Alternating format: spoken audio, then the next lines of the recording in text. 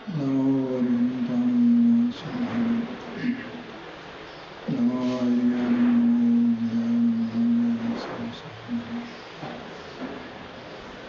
नमो संसाराय स्वानुभूत्या चकास्ते चित्स्वभावाय भावाय श्रीभगवान् वन्दितु सर्वसिद्धे भुवनचलमनोरञ्जनं प्रवक्ष्यामि स्नेहभावेन स्मृति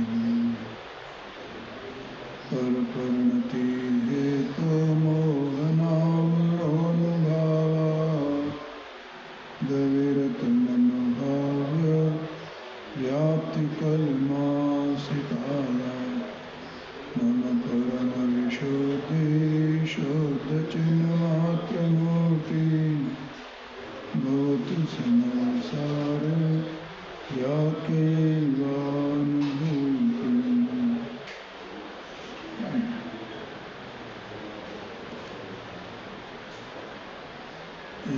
समयसार्य ग्रंथाग्रज में स्याद्वाद अधिकार स्वाध्याय में चल रहा है।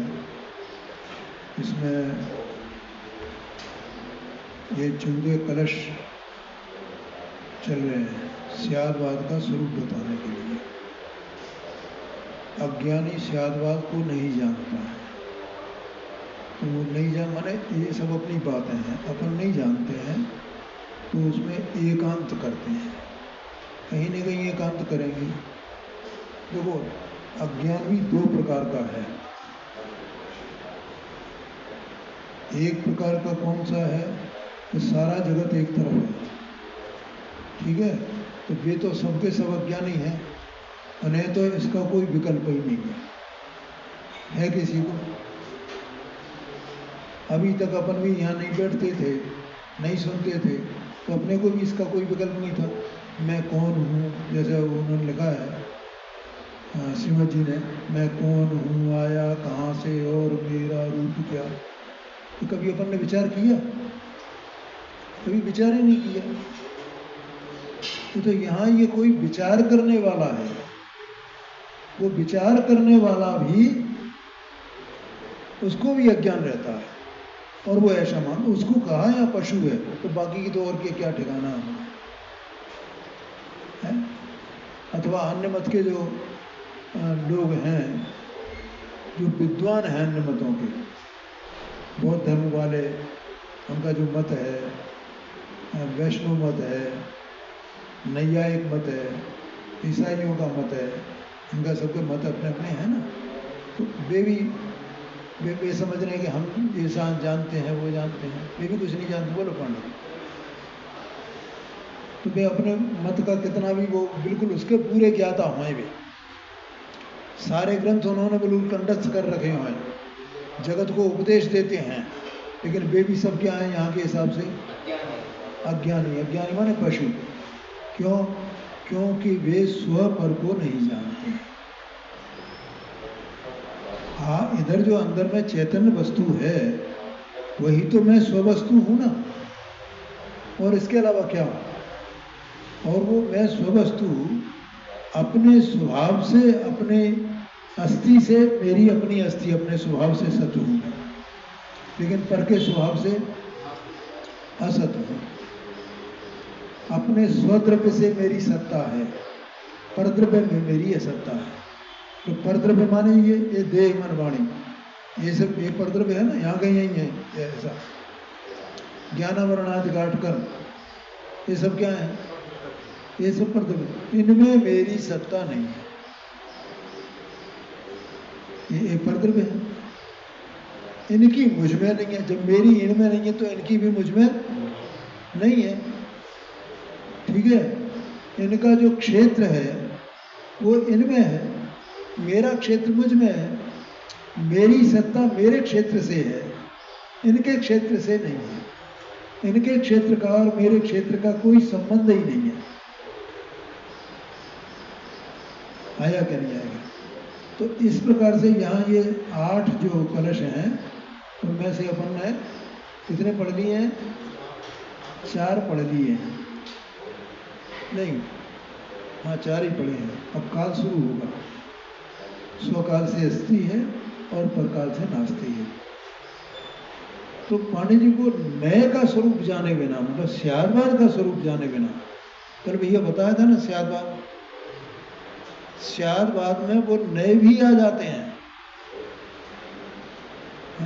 देखो कैसे कि इसका जो क्षेत्र है वो मेरा क्षेत्र नहीं है, तो ये कौन से नए से है? हाँ, तो स्यादवाद उसमें आया कि नहीं आया? ठीक है। अच्छा, अब क्या है कि देखो इन दोनों की एक ही सत्ता है ना, तो ये मेरा हुआ क्या नहीं हुआ है? ये व्यवहार में आ गया ना, इसमें मेरी सत्ता नहीं है तो भी ये मेरा नहीं है तो भी इसका मेरा संबंध है ना। उसके दो तीन कारण है। देखो, एक तो ये है कि अंतरंग और मेरा अंतरंग और ये बहिरंग, इन दोनों का निमित्त नैमित्तिक भाव है, संबंध है। संबंध नहीं है क्या? संबंध है। संबंध है तो उस संबंध को बताया जाएगा ना। और ये तो समय सार भी इसी में कहा गया है, देह जीव एक है, यह कथन है व्यवहार का, वे एक हो सकते नहीं, यह कथन है परमार्थ का। ऐसा लिखा है कि नहीं लिखा? तो भगवान ने ऐसा बताया है ना। आचार्य कुंद कुंद देव बनवासी संत भी ये बात लिख रहे हैं। तो ये मेरा है ना। आज डॉक्टर साहब ने बहुत बढ़िया वो एक उदाहरण दिया था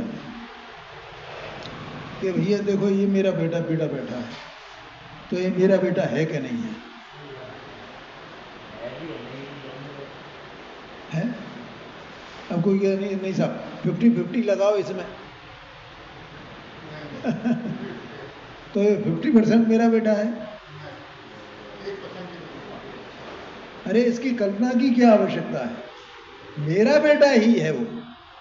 अगर मेरा बेटा सिद्ध नहीं हो तो दूसरे का बेटा सिद्ध हो जाएगा कि नहीं हो जाएगा? तो क्या हो जाएगा बोलो? हो।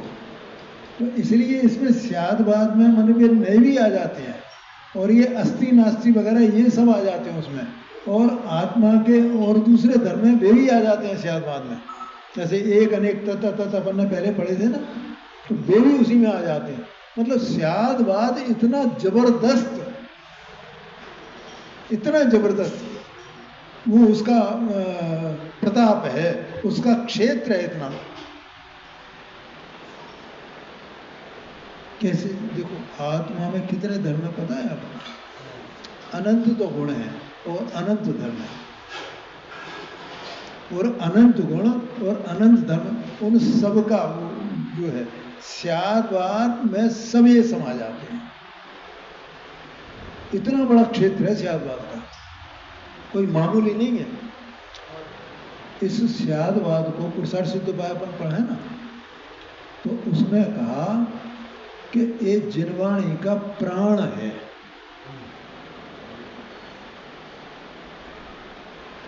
वहां शब्द जो आया ना गाथा में, वो आया जीव।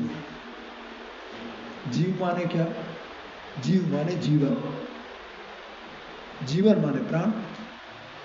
अगर इसमें से वो निकाल दो क्या चीज? स्यादवाद, तो ये क्या हो जाएगा?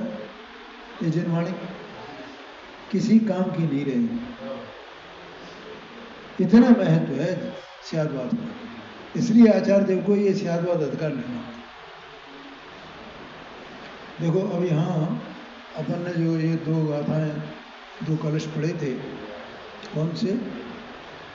स्वक्षेत्र, और स्वक्षेत्र से अस्ति और परक्षेत्र से नास्ति। ठीक है, तो ये कलश का जो भावार्थ पूरा हो गया था कल है? अच्छा, कल दूसरी चर्चा चली। वैसे परसों मेरे ख्याल से हो ही गया था शायद। तो भाई अपन गुरुदेव जी के उससे अपन पढ़ेंगे ना, तो वो उसमें आ जाएगा। देखो गुरुदेव सिंह क्या फरमाते हैं इसमें।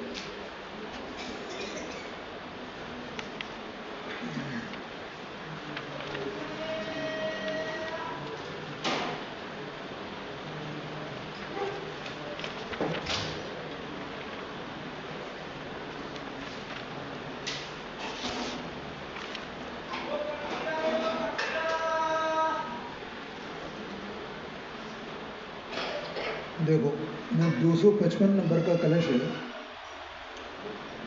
उस पर गुरुदेव जी का व्याख्यान पढ़ता हूँ मैं। इसको मत देखो, बस आपको तो सुनना है, मैं यहाँ से बोल रहा हूँ। 255 पर व्याख्यान का मतलब हुआ उसमें 254 का भी व्याख्यान आ जाएगा, क्योंकि उसमें स्वक्षेत्र से अस्थि बताई गई है और इसमें 255 नंबर में पर क्षेत्र से नास्ति बताई गई है। समझ में आया ना? 254 नंबर का जो कलश है उसका प्रतिपाद्य क्या है?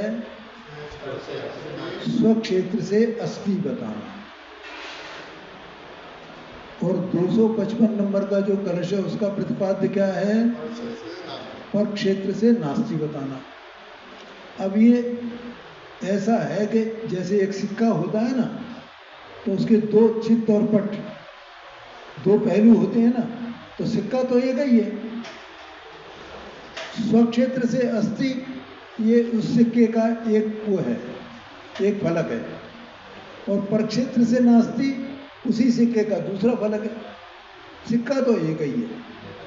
तो ये कथन तो मेरे ही बारे में है कि मेरी जो अस्थि है स्वक्षेत्र से है, ठीक है, और मुझ में ही परक्षेत्र से आ गया समझ में। तो एक ही वस्तु के बारे में कथन हुआ ना। तो जब ये चर्चा चलेगी, इसमें अपन गुरुदेव जी का वो व्याख्यान समझेंगे, सुनेंगे, तो अब ये दोनों बातें उसमें गर्भित समझना। देखो, इस आत्मा को अपने में परक्षेत्र को जानने रूप जो ज्ञानाकार हुआ, क्या हुआ? ज्ञान माने ज्ञान उस परक्षेत्र के आकार रूप हुआ ना। ये परसों अपन ने स्वाद का उदाहरण लिया था, ठीक है? हाँ, सर्दी का उदाहरण लिया था। तो सर्दी मेरे क्षेत्र में है कि पर क्षेत्र में है? स्वाद पर क्षेत्र में है या मेरे क्षेत्र में है? और जब ये मैं बोलता हूँ स्वक्षेत्र पर क्षेत्र, तो ये अपने चित्त में बराबर आना चाहिए। हम केवल शब्दों में बात नहीं करें, उसको समझें। है? जैसे हम कोई कहानी पढ़ते हैं ना, तो हमें वो कहानी दिखाई देती है कि नहीं देती है? कहानी हम पढ़ रहे हैं, कहाँ लिखी हुई है किताब में, हम पढ़ रहे हैं यहाँ, और वो दिखाई कहाँ देती है हमें? अपने ज्ञान में दिखाई देती है कि नहीं देती है?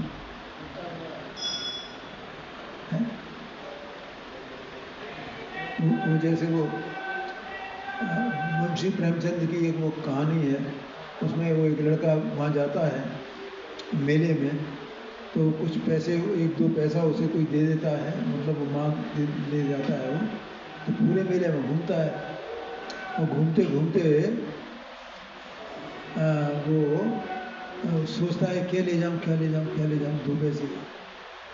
तो क्या ले जाता है पता है आपको? तो वो देखता है कि मेरी माँ ये जो खाना बनाती है, रोटियां सेकती है ना, तो वो उस पर बनाती है आग पे, तो उसके हाथ जल जाते हैं। पढ़ी होगी सब लोगों को कहानी। तो वो क्या करता है, माने माँ के प्रति उसको कितना समर्पण है, तो एक चिमटा खरीद के ले जाता है 2 पैसे।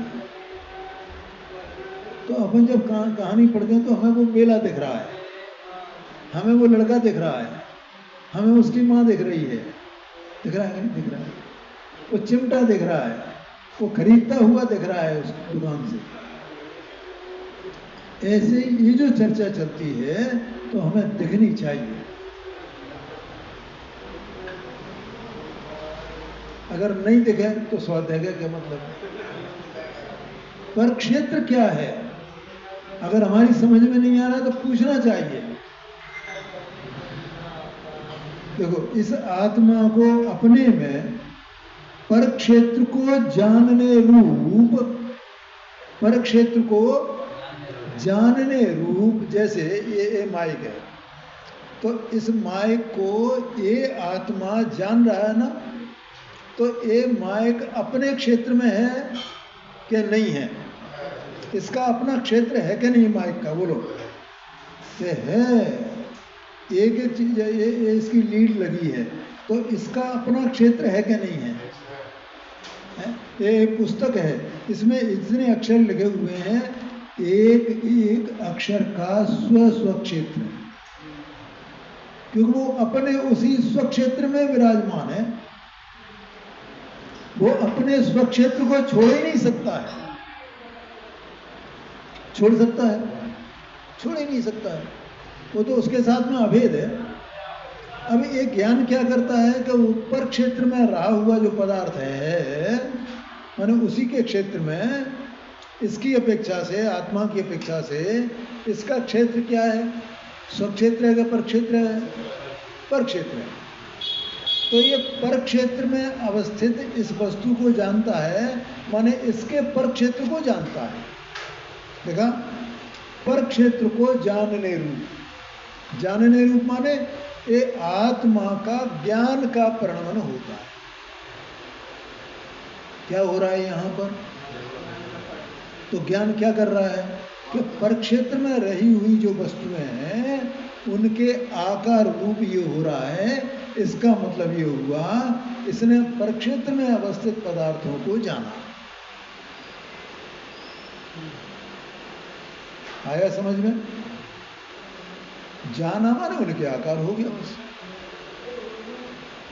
तो ये इसका उनके आकार होना का मतलब क्या हुआ कि इसका जो ज्ञान है, क्योंकि ज्ञान इसका स्वभाव है और ज्ञान ही इसका परिणमन होगा। जब स्वभाव ज्ञान है तो परिणमन कैसा होगा? ज्ञान का ही। तो ज्ञान का परिणमन जो हो रहा है वो इस पर क्षेत्र के आकार रूप हो रहा है, लेकिन उसमें पर क्षेत्र ज्ञान में गया क्या? और ज्ञान का क्षेत्र, ज्ञान अपने क्षेत्र में उसके आकार रूप हुआ है ना। तो ज्ञान अपना क्षेत्र छोड़ करके इसमें आया क्या? इसको स्पर्श किया क्या? कुछ नहीं किया है, जहां का तहां सब कुछ है। पर क्षेत्र को जानने रूप जो ज्ञानाकार हुआ वह स्वक्षेत्र में स्थित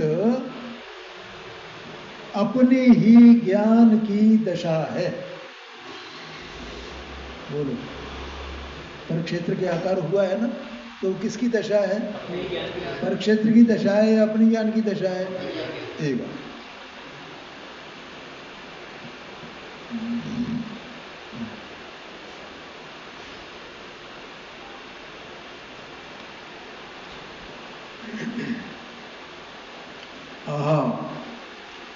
पर क्षेत्र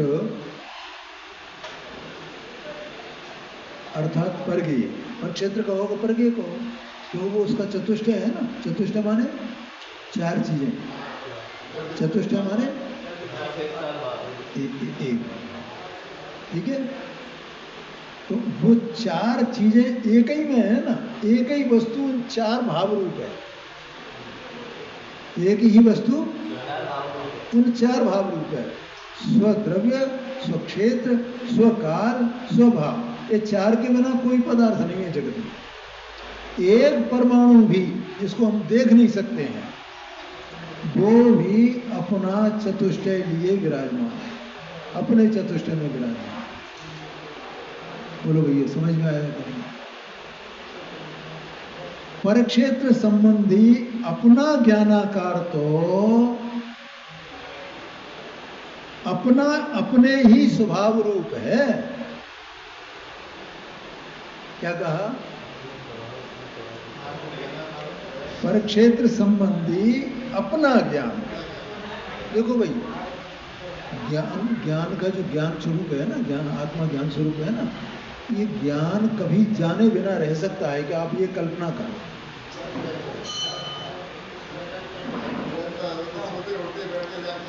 कभी ऐसा एक सोचे कि नहीं नहीं मैं आज जानता नहीं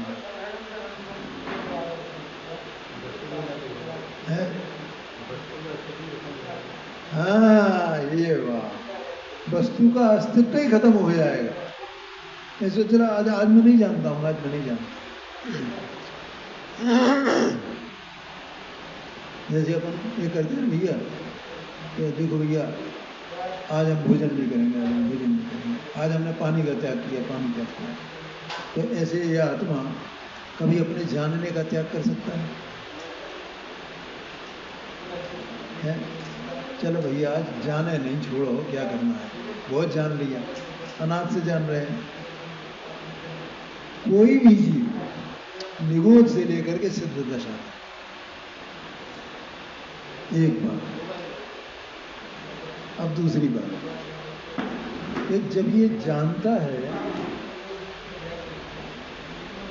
भाग रखे हुआ रबड़, अरे भैया अपने आप सोच लिया करो।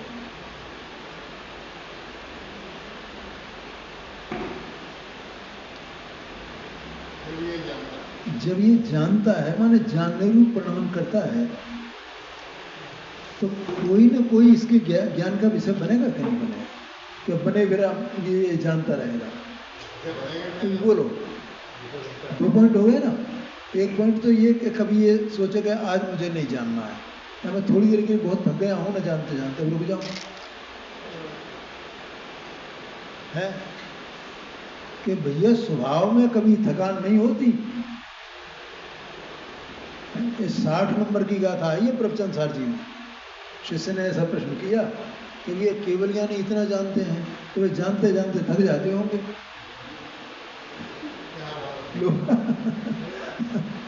लोकालोक को जान रहे हैं, लोकालोक को जान रहे हैं, तो कितने थक जाते होंगे वे जानते जानते। बोलो नमक जो है खारेपन रूप परिणमित होता हुआ कब थक जाएगा? थक सकता है? कभी थक ही नहीं सकता है वो। अग्नि गर्माई रूप है तो वो कब थक जाएगी अग्नि उष्णता रूप परिणमन करने से? तो पहला पॉइंट तो ये है कि ये आत्मा कभी जानने से रुकता नहीं है, क्योंकि ये जानने का ही कंद है ना। जैसे नमक जो है वो खारेपन का ही कंद है ना, ऐसे ये जी काय का कंद है? ज्ञान का ही घनपिंड है। घनपिंड कहा जाता है उसे, ज्ञान का घनपिंड। तो जो इसमें भरा है उसी रूप तो ये परिणमन करेगा, और क्या करेगा? ठीक है। अब दूसरी बात कि वो जो जानता है, तो भैया कोई ना कोई इस ज्ञान का विषय बनेगा कि नहीं? तो ऐसा भी हो जाए कि ये जाने तो सही और कोई ज्ञान का विषय बने नहीं, ऐसा हो सकता है? ऐसा हो ही नहीं सकता है। एक दर्पण है, तो दर्पण बिल्कुल दर्पण की तरह दर्पण है, तो किसी न किसी को प्रतिबिंबित करेगा ना। तो कभी ये हो जाएगा नहीं भैया इसमें कुछ भी प्रतिबिंब नहीं हो रहा, कभी हो सकता है?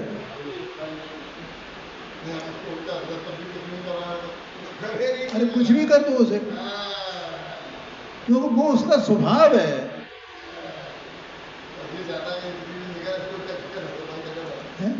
दर्पण है, उसकी सत्ता है, तो वो दर्पण प्रतिबिंबन करेगा, ठीक है, और कभी रुक नहीं सकता है, और कोई ना कोई उस बिंब उसका विषय रहेगा, कुछ भी रहे, और वो किसी विषय को लाता नहीं, कोई विषय उसमें जाता नहीं, वो अपनी जगह अवस्थित रहता है।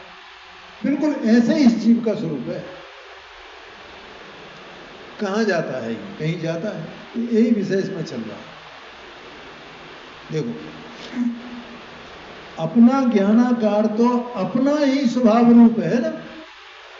अपना ज्ञानाकार जो है आत्मा का, जो ज्ञेय के निमित्त से, उसके परक्षेत्र के निमित्त से जो ये आकार बना है, ये आकार तो अपना स्वभाव है ना।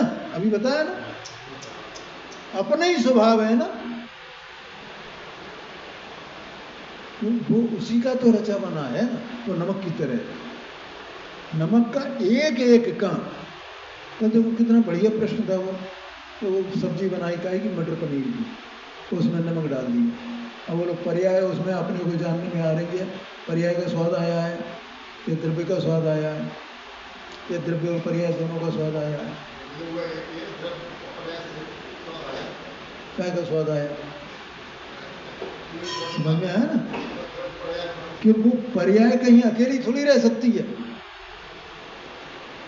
उसमें जो वो है नमक पीस के डाल दिया हमने, बिल्कुल वो घुट गया है, अग्नि पे तप गया, सब कुछ हो गया उसमें, तो वो अकेली पर्याय है नमक की वो, कि अकेला द्रव्यपना है नमक का, या द्रव्य पर्यायात्मक दोनों भाव वहां मौजूद है।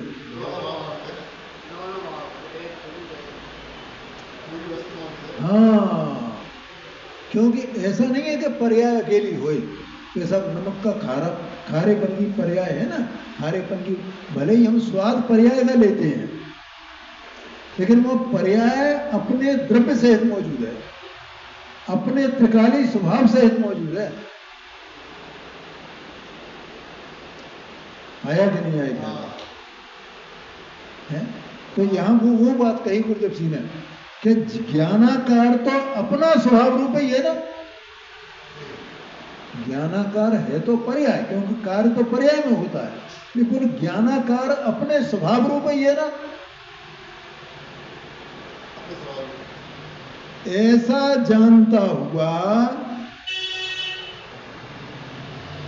धर्मी माने ज्ञानी तुच्छता को प्राप्त नहीं होता, नष्ट नहीं होता। ये तो मेरा स्वभाव है, मैं इस स्वभाव रूप हूं। इसका मतलब उसकी दृष्टि पर्याय पर नहीं रही, कार्य तो पर्याय में हुआ है। बोलो समझ में आया कि नहीं आया?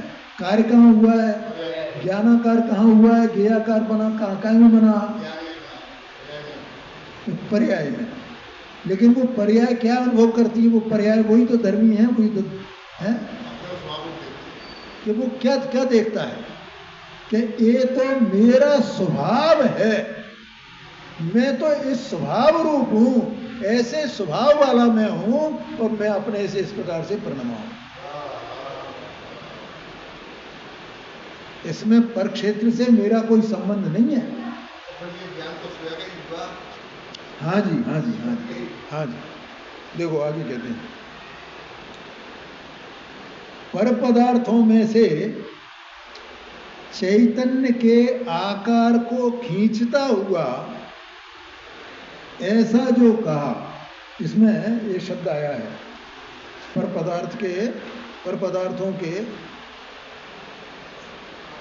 पदार्थों में से चैतन्य के आकार को खींचता हुआ, ऐसा अपन ने पढ़ा था ना उसमें। देखो इसी में आया है कि उसमें आया है?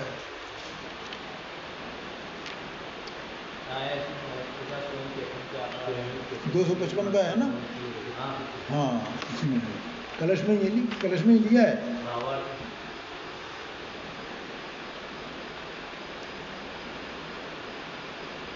नहीं, मूल कलश में है। देखो 737 पेज पर अंतिम 2 लाइन है ना, उसमें देखना, वह पर पदार्थों में से चैतन्य के आकारों को खींचता है। देखा है? नहीं आया? नहीं है? वह माने ज्ञानी की बात है ये। वह पर पदार्थों में से चैतन्य के आकारों को खींचता है। उसका अर्थ बताया ब्रैकेट में, ज्ञेय पदार्थ के निमित्त से होने वाले चैतन्य के आकारों को नहीं छोड़ता है। नहीं छोड़ता मानो उनका त्याग नहीं करता है, उससे उसे कोई परेशानी नहीं है। क्यों? ये तो मेरा ही स्वभाव है ना, वो तो मेरे ही स्वभाव है, इसलिए वो अपने आकारों को खींचता है। माने ये एक कथन इस प्रकार से किया गया है पांडे, वो गुरुदेव सिंह ने उसका अर्थ खोला है। खींचता हुआ ऐसा जो कथन किया है, उसका अर्थ है पर पदार्थों के निमित्त से आत्मा में जो चैतन्य का आकार प्रकट हुआ,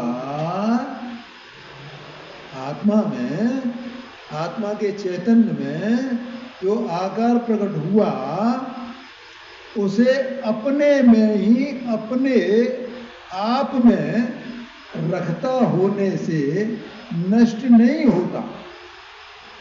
वो तो अपने में ही रखे हुए है ना, आप मेरा ही है, मैं ही हूं, मैं ही हूं, मैं हूं। इसका मतलब खींचता हुआ।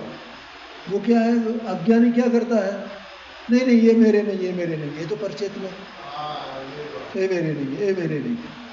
अरे भाई तेरे वो परक्षेत्र आया कहाँ है तुझमें, तेरा स्वक्षेत्र परक्षेत्र में गया कहाँ है, आ गया कि नहीं आया क्या? परिक्षेत्र की तो तुझमें नास्ती है ना, और तेरा जो आकार बन रहा है तेरी अस्थि में बन रहा है, तेरे क्षेत्र में बन रहा है, तो परक्षेत्र में बन रहा है। इसलिए ज्ञानी तो उनको अपने में ही रखता है, अर्थात उन्हें अपने में ही होता हुआ मानता है। ये मेरा ही है भाव, ये भाव किसका है, मेरा ही है। परद्रव्य तो निमित्त मात्र है।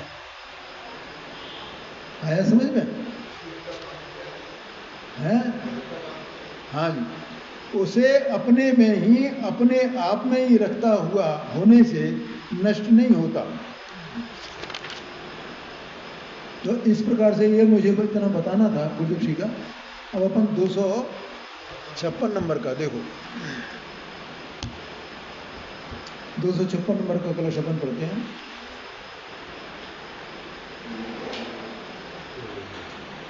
सात 738 पेज पर ऊपर पहला कलश। पूर्वालंबित बोध्य नाश समये ज्ञानस्य नाशं विदन् सीदत्येव न किंचनापि कलयन् नत्यन्ततो च पशु अस्तित्वं निजकालतोऽस्य कलयन् स्याद्वादवेदी पुनः पूर्णस्तिष्ठति बाह्यवस्तुषु मुहुर्भूत्वा विनश्यत्सति। देखो श्लोक अर्थ है, इसको खुलवा दें आप लोग। पशु अर्थात सर्वथा एकांतवादी अज्ञानी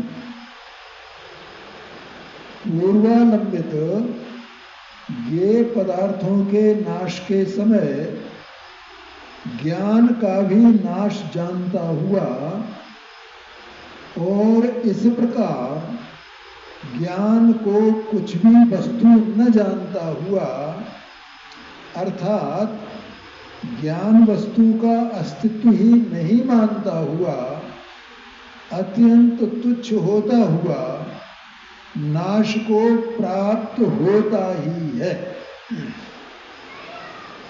देखो भाई एक बात तो ये समझ लेना, इसमें मूलभूत सिद्धांत क्या है। अभी अपन ने इसमें पढ़ा था, मुझे बार बार आप लोगों को ये बात याद करानी पड़ती है। क्या है, हमें ये स्वाध्याय करते करते ना अजीर्ण हो जाता है? या तो हम आत्मा को सर्वथा शुद्ध, ध्रुव, अपरिणामी, परम पारणामिक भाव, कारण परमात्मा ऐसे ही मानने लगते हैं, अथवा तो हमारी दृष्टि अनाद से वो पर्याय पे पकड़े अभिप्राय में, तो हम वस्तु को पर्याय मात्र मानते हैं, यथार्थ स्वरूप नहीं जानते हैं। तो मैं रोज रोज ये बात कहना पड़ती है मुझे पांडे जी कि वस्तु है जो एक ही काल में गुण पर्यायात्मक है, एक ही काल में द्रव्य पर्यायात्मक है, एक ही काल में द्रव्य पर्यायात्मक है। और मैं बताऊं, मुझे इसको इतना कहने में भी कष्ट होता है। क्यों कष्ट होता है? कि मैं द्रव्य पर्यायत्व के भेद कर क्यों रहा हूं?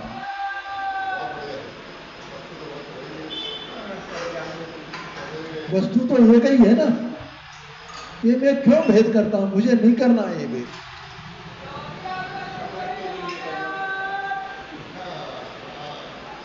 तो फिर क्या करेंगे? केवल जानना है कि साहब तो जानने में दो भेद नहीं जानने में आएंगे, क्या नहीं जानने में आएंगे? जानने पर भी नहीं जानने में आए। भेद करेगा तो विकल्प होएगा,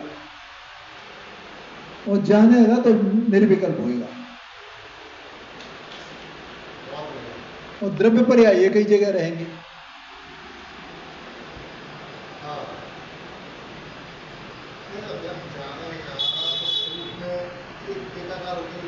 हाँ जी, हाँ जी, हाँ जी, हाँ जी, हाँ जी।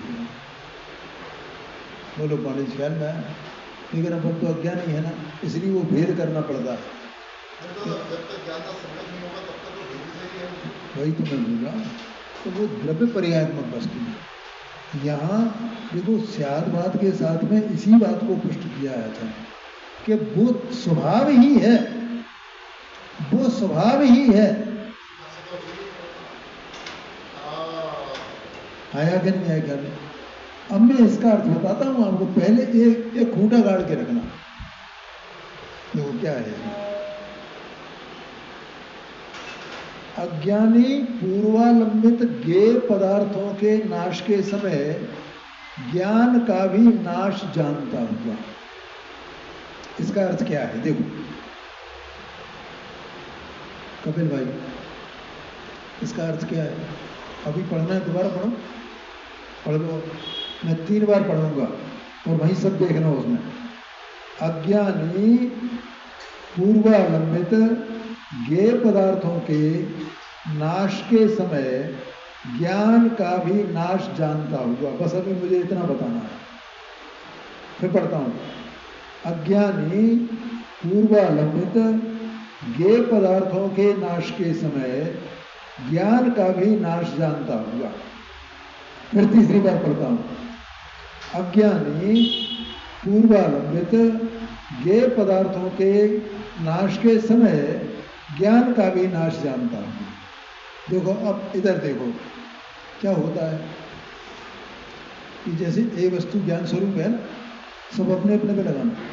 तो अभी थोड़ी देर पहले बताता है ये जान रहा है निरंतर, जानने के कार्य रूप, जानने के कार्य रूप परिणमित हो रहा है। ज्ञान स्वभाव वाली ये वस्तु जानने के कार्य रूप परिणमित हो रही है। तो अब जानने के कार्य रूप परिणमित हो रही है, तो अब इसका जो जानना चल रहा है वो क्रम क्रम से चल रहा है। तो एक समय में इसने इस ज्ञेय को जाना, फिर दूसरे समय में दूसरे ज्ञेय को जाना, फिर तीसरे समय में तीसरे ज्ञेय को जाना, फिर चौथे समय में। तो ये अलग अलग समय में अलग अलग ज्ञेयों को जान रहा है ना। इतनी बात समझ में आई? अब पहले समय में इसमें इसको जाना और दूसरे समय में इस दूसरा पदार्थ है इसको जाना। ठीक है।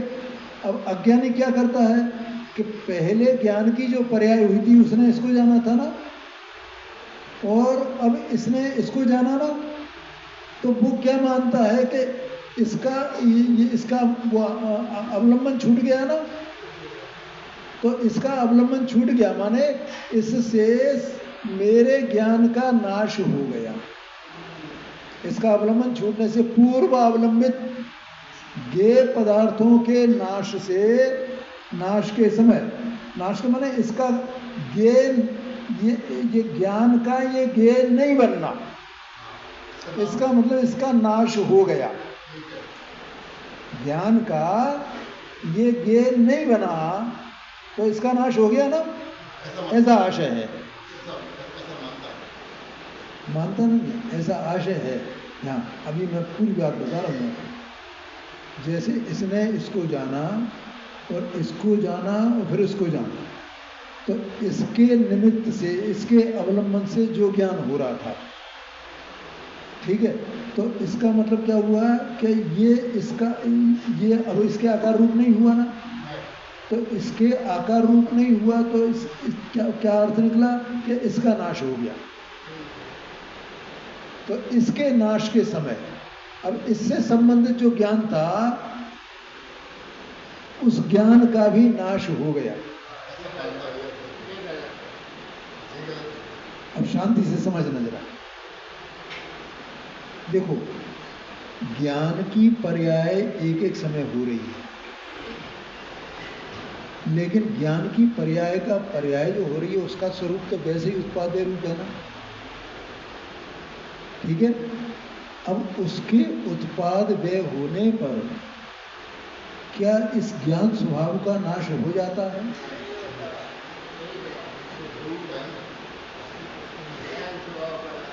तो यहाँ दृष्टि कहाँ लानी है? अभी अभी मैंने बोला था तो उत्पाद द्रव्य पर्यायात्मक वस्तु है ना, द्रव्य पर्यायात्मक वस्तु है ना, तो पर्याय में उत्पाद व्यय हो रहा है, लेकिन पर्याय में जो उत्पाद व्यय हो रहा है उससे वस्तु का उत्पाद व्यय थोड़ी हो रहा है। वस्तु तो उस स्वरूप वैसी की वैसी रही है ना, ठीक है। अब ये पर्याय में उत्पाद व्यय हुआ तो उससे पर्याय में सब ये जानने में आया, तो अब ये छोड़ दिया, इसको छोड़ दिया ज्ञान ने, तो ज्ञान के द्वारा इसको छोड़ने से अज्ञानी क्या मान लिया? अज्ञानी ने कि मैं अपने ज्ञान स्वभाव से ही चला गया।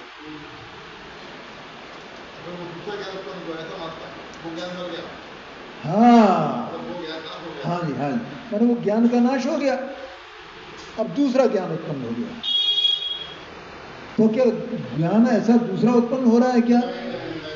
ये तो वो ज्ञान स्वभाव तो वहां का वही है ना, और उसका स्वप्रकाशक स्वभाव भी वहां का वही है ना, और ज्ञेय का वो ज्ञान का ज्ञेय के आकार रूप होना स्वभाव ही वहां ही वही है ना। तो तू उस स्वभाव वाला है कि तेरी पर्याय में जो उत्पाद में मात्र है उसका वो तेरा स्वभाव है।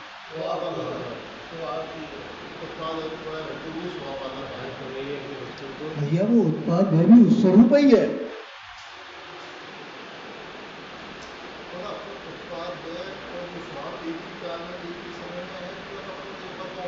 एक ही समय में है।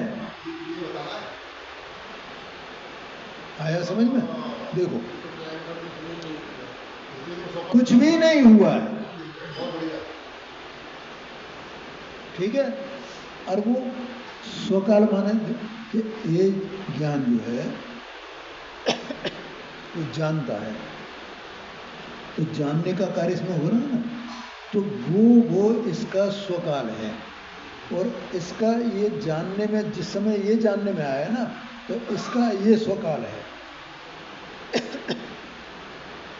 तो ये इसका स्वकाल इसके साथ में अभेद है ना, जैसे द्रव्य अभेद है, क्षेत्र भेद है, काल भेद है कि नहीं इसके साथ में।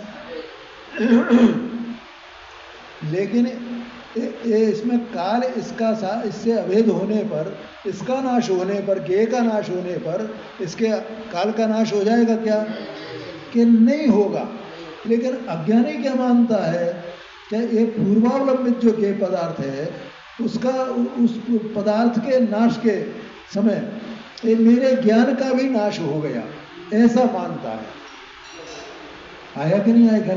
इसका मतलब क्या हुआ कि उसकी दृष्टि पर्याय पर है, स्वभाव पर नहीं है, कि मैं तो इस स्वभाव वाला हूं, मेरे ज्ञान का नाश नहीं होता, ऐसा आशय है।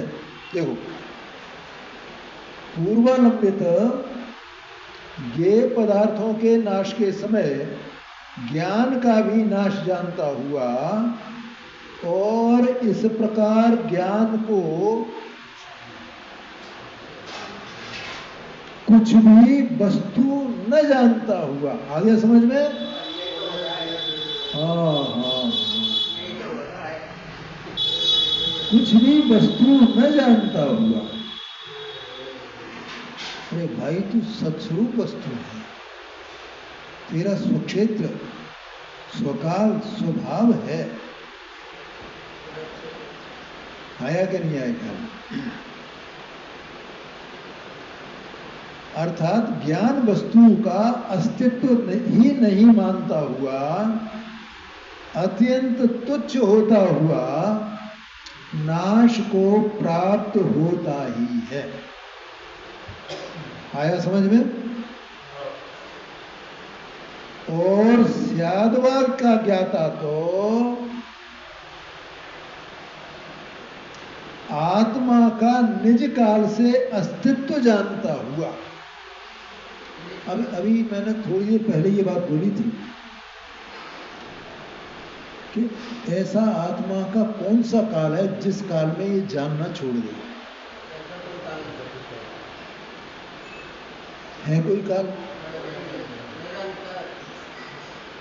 ऐसा काल ही नहीं है। जिसने ये माना, पानी समझ में आया ना, कि पहला जो मैंने जाना था तो उसका ज्ञान का नाश तो हो गया, अब ये दूसरा जाना तो इसके ज्ञान, ये इसका ज्ञान उत्पन्न हो गया। अब इसको जान करके मैंने दूसरी तीसरी चीज को जाना तो उसका ज्ञान हो गया मुझे, और इसका नाश हो गया, उस ज्ञान का नाश हो गया। इसका मतलब क्या हुआ कि उसने अपना काल पर काल से माना। क्या पांडे जी बोलो? अपना काल माना ना, ये छूट गया ना, तो उसका नाश हो गया, ज्ञान का नाश हो गया। अब इसका ज्ञान हो गया, ठीक है, अब ये छूट गया तो इसका नाश हो गया, अब तीसरे का नाश। तो इसका मतलब पर काल से अपना ज्ञान हो रहा है, ज्ञान का स्वकाल माना है। लेकिन ज्ञान का स्वकाल है, परकाल से मेरा काल है नहीं, क्योंकि मैं किसी भी समय जानने रूप प्रणवन करने से रहता ही नहीं हूं।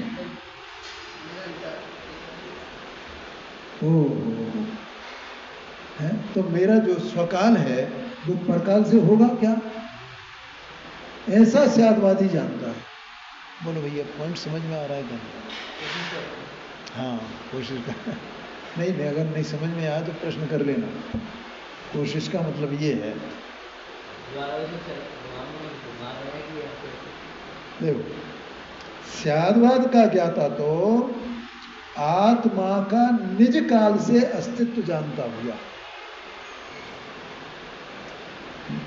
बाह्य वस्तुएं बारंबार होकर नाश को प्राप्त होती हैं, फिर भी स्वयं पूर्ण रहता है। स्वयं क्या रहता है?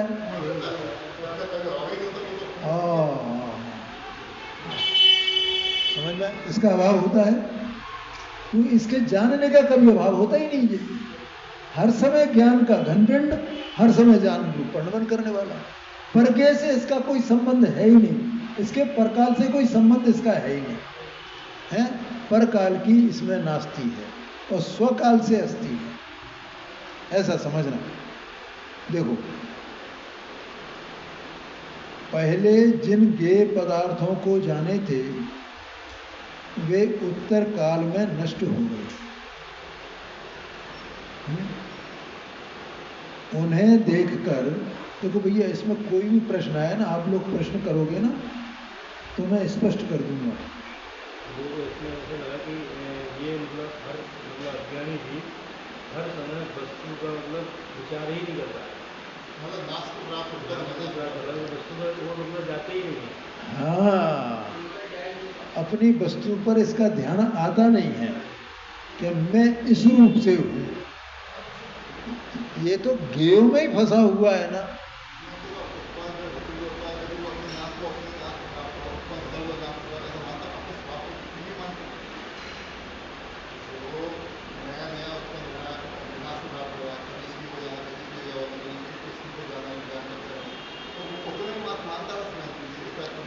हाँ, वही तो है ना, उतनी मान रहा है। पहली बात तो अपने को पर्याय मात्र माना, द्रव्य नहीं माना है। दूसरा, पर्याय मात्र माना और पर से माना। ज्ञान को कैसे माना इसने? पर से मान रहा है, पर क्षेत्र से माना, पर काल से अपना ज्ञान माना, अपने से नहीं माना। जैसे कि इसको अभी जाना, अभी अपने सामने हट गई, उसके बाद अपने ज्ञान में फिर से इमेज बन जाती है ना, उसके हिसाब से ले सकते हैं।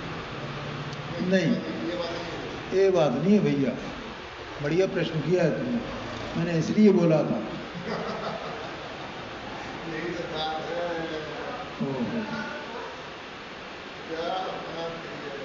इसकी दरकार नहीं है आत्मा को। क्या कहा कि इसका ज्ञान मेरा फिक्स बना रहे, इसकी दरकार नहीं है। मैं ये कहना चाह रहा हूँ, मैं जो समझ रहा हूँ कीर्तन करके आपकी बात सुनिए, मैंने समझा कि मतलब इसको नहीं आना, अब इसका भी अभाव हो गया, इसके लागे पर अगर इसका अज्ञान का अभाव हो जाता तो वो बाद में स्मरण में आती होती इमेज जैसी बन जाती है। वो बात नहीं भैया, वो बात नहीं। देखो अभी मैंने बोला था, बहुत अच्छी बात है, ये प्रश्न आ गया ना। हाँ, तो ये समझ लेना, अपन ऐसे ही समझेंगे ना कि मैं इसको नहीं भूलाऊंगा, मैं इसको नहीं भूलाऊंगा। अब मैं उसमें घुस जाऊंगा, इस पोल में घुसूंगा मैं। कौन सी पोल में?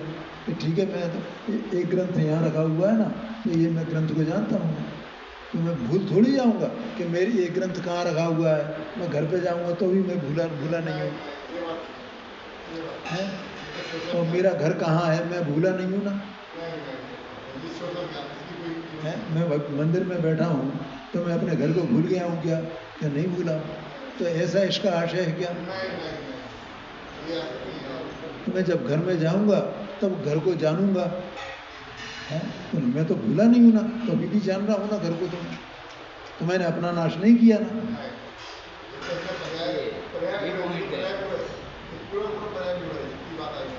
समझ में आया ना? तो मैंने अपना नाश नहीं किया ना, तो मैं अज्ञानी नहीं रहा ना, मैं तो ज्ञानी हो गया ना। मैं नहीं भूला हूं उसको, मैं नहीं भूला हूं उसको, मैं सबको याद कर लूंगा, मैं सबको याद कर लूंगा।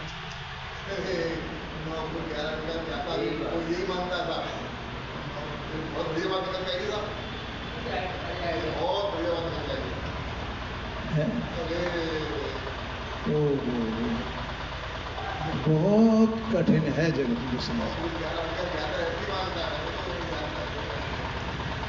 देखो वस्तु की सत्ता है ना,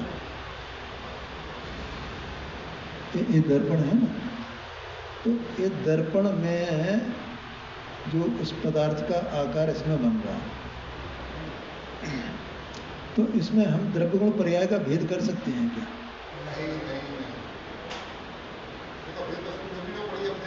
हम ये कथन भर करते हैं इसे भेद करके, कल्पना करते हैं, और ऐसा भी नहीं है कि हम झूठी कल्पना करते हो। क्या कहा? द्रव्य गुण पर्याय की जो कल्पना की गई है, तो इसमें तो भेद दिखाई देते नहीं है। तो हम कल्पना करते हैं, तो कल्पना झूठी है क्या? ये कल्पना भी झूठी नहीं है, सच्ची कल्पना है वो, क्योंकि वस्तु है ही उस रूप से। तो ये जो इसमें आकार बन रहा है, तो ये उसका कारण कौन है? बोलो पांडे जी। वो सामने जो मोर है वो उसका कारण है? ये बताना भी है यहाँ पर।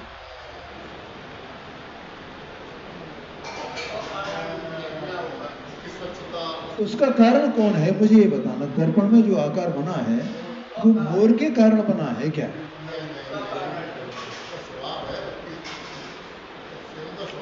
उस स्वभाव में सब समा गया कि नहीं समा गया? क्या समा गया? द्रव्य गुण पर्याय सब कुछ समा गया उसका। यहाँ उसकी बातें नहीं की गई है, द्रव्य गुण पर्याय की बात की गई है। यहाँ तो स्व की अस्थि और पर की अस्थि, ये बताना। तो अस्थि में, सत्ता में उत्पाद व द्रव्य तीनों आते हैं कि नहीं आते? तो वो जो स्वभाव है त्रिकालिक, उसी रूप से तो उसका उत्पाद होगा, और कैसा होगा? ये तो नमक का उदाहरण देकर के मैं रोज रोज बता रहा हूं। हम उसमें भेद करें क्यों? हमें तो एक सत्ता दिखाई दे।